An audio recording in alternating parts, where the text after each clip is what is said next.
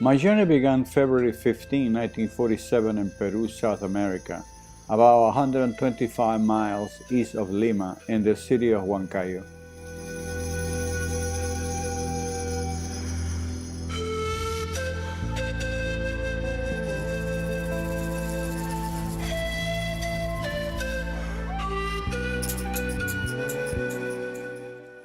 My mother remembers me as an absent-minded child with an overflowing imagination who enjoyed the Sunday trips to the artisans' market fair. When I was 7 years old, my family decided it was time to move to Lima.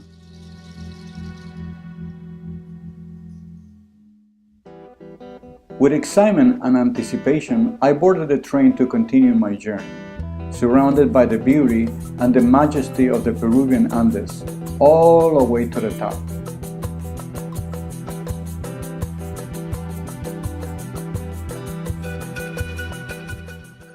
And for 8 long hours, driving my mother crazy. Are we there yet? Are we there yet? Are we there yet? Are we there yet? Well, eventually we got there, to the Central Railroad Station Los Desamparados. Lima, the nation's capital, was a cosmopolitan city with a blend of the traditional conservative and the modern and exciting. The new environment presented new challenges and opportunities for our growing family. As a teenager, I was interested in sports and music, but at 16, I got a summer job working in a display studio, where I learned photography, painting, serigraphy, and especially paper sculpture.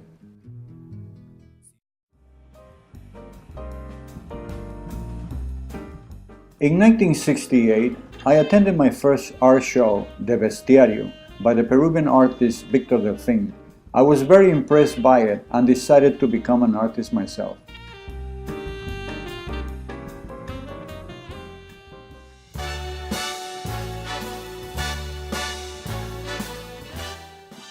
In 1969, after the traditional go-away dinner full of good wishes, with about $200 in my pocket, a suitcase full of dreams, and with the help of my cousins living in New York, I continued my journey, this time to the land of opportunity.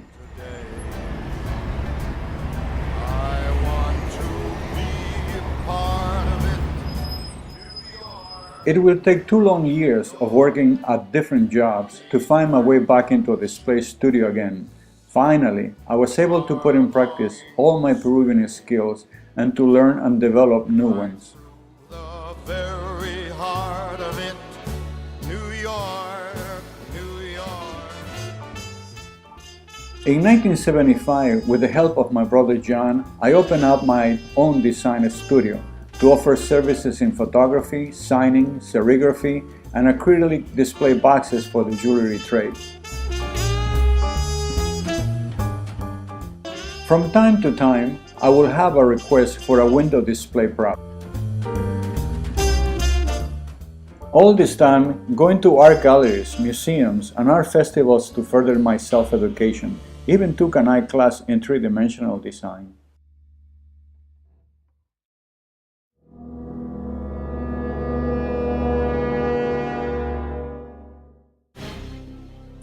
In 1976, there were 2 important events along my journey. I became an American citizen and had my first opportunity to work with metal. I accepted a commission to create a rooster as a prop for a window display, this time made out of plywood, chicken wire, paper mache, paint, elastic bands, and a stainless steel flatware. Although very fragile, it was a success.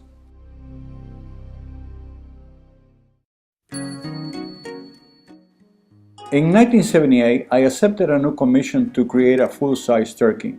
For this, I invested in welding equipment and taught myself the necessary skills, and after many endless days and sleepless nights, finally I had my first welded sculpture. Encouraged by this, in 1980, I accepted a second commission, this time a giant fish, and to keep busy, executed some smaller work on my own.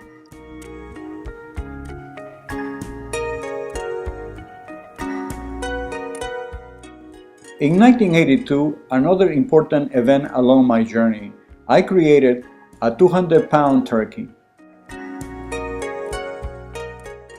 Placed inside a window on Fifth Avenue in New York City, attracted lots of attention and started the interest from the media for my work locally and abroad as well. The same year, I had my first group show. In 1983, I accepted yet another commission, this time using colanders, spatulas, ice buckets, egg beaters, etc. I made 5 hats.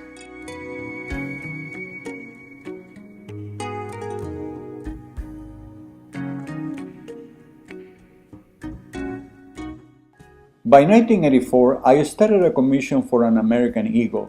This time, my welding skills had improved, enough to be on the cover of an important trade magazine, to get invited to schools to talk about art, and to have the work purchased and taken across the Atlantic Ocean to Bari, Italy.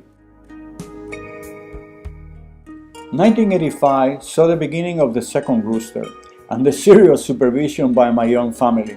The result was fantastic. I won my first award as an artist and continued to attract the attention of the media.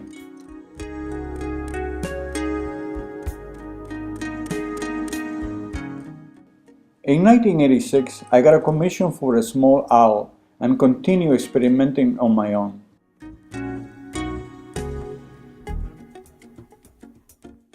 In 1987, I had my first of many appearances on TV, locally, internationally, and coast to coast.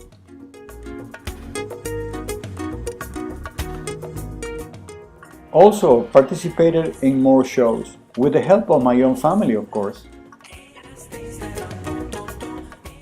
In the year 2000, I wanted to resharpen my skills and executed 3 familiar subjects.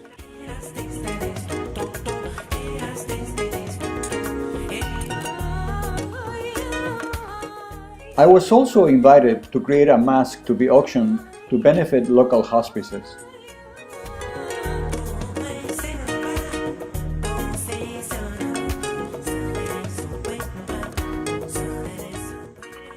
In 2002, I went back to the subject of masks, creating 2 new ones. It took 3 years to go back to the studio and 6 months of concentrated effort to complete Eagle number 2, a towering 54 inches tall sculpture made of almost 2,000 pieces of flatware and 190 pounds heavy.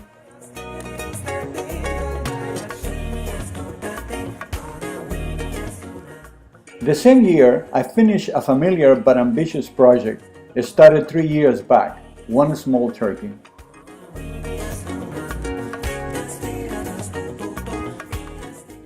In the next year, there were more publications and the opportunity to participate in better shows and better galleries.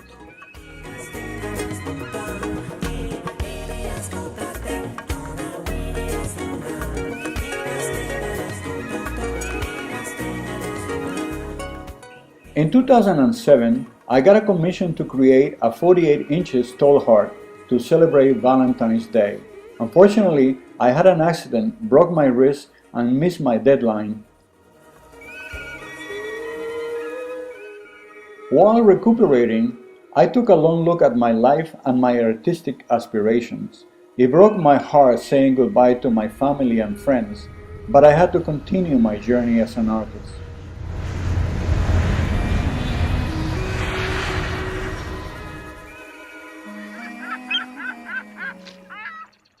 Lured by the sandy beaches and the spectacular sunsets of Florida, in 2007 I moved to the peace and tranquility of Lakewood Ranch.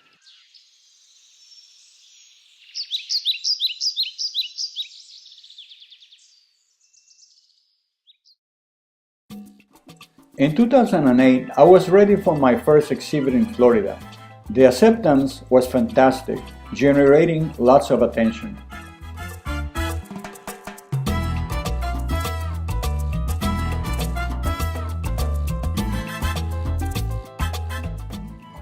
To make it sweeter, I was awarded first prize in sculpture, a bit in the local newspaper, and a spot on a local TV channel.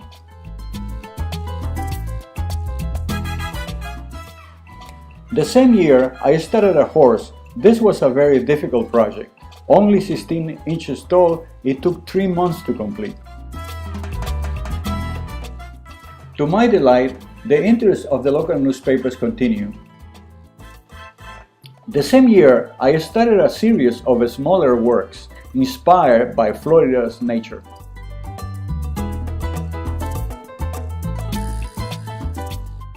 In 2009, I exhibited for the second time in Florida with great results, an award and more attention by the newspapers.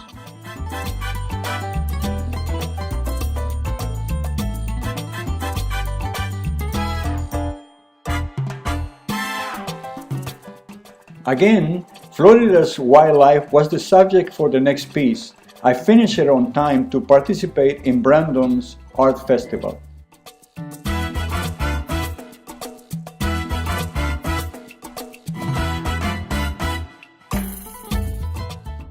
Back at the studio, I continued fascinated by the birds around me.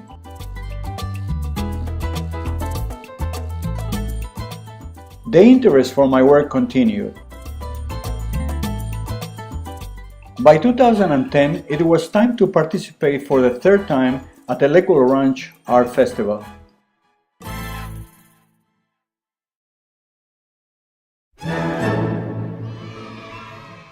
Sarasota's circus life is providing the next subject matter for my work. I created the Spoon Men, capable of performing circus acts. The kind I wanted to perform myself since the first time I went to the circus as a child.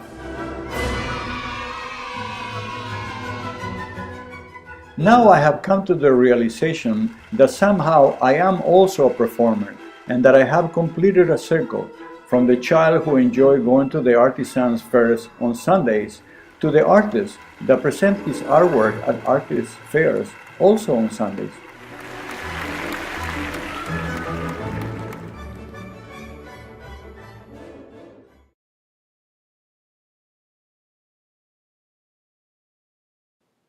Where it will go from here, it's hard to know, and in the end it doesn't matter.